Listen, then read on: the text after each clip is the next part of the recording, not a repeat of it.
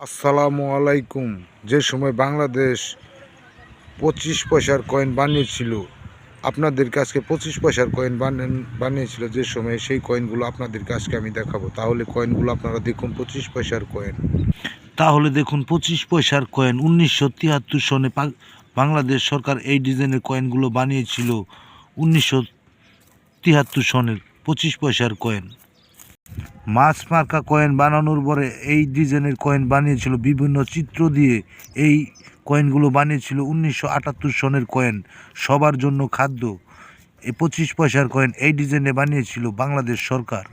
এই ডিজাইনের 25 পয়সার কয়েন বানিয়েছিল 1973 সন এবং 1978 সনের এই ডিজাইনের কয়েন বানিয়েছিল মাছ মার্কা এই চিত্র দিয়ে। এই কয়েনটি বানিয়েছিল বিভিন্ন চিত্রফল, জাতীয় ফলের চিত্র দিয়ে। সবার জন্য খাদ্য, এই 25 পয়সার কয়েন এই ডিজাইনে বানিয়েছিল বাংলাদেশ সরকার। তার বাদে বানিয়েছিল 25 পয়সার কয়েন জাতীয় পশুর চিত্র দিয়ে, বাঘ মার্কা চিত্র দিয়ে।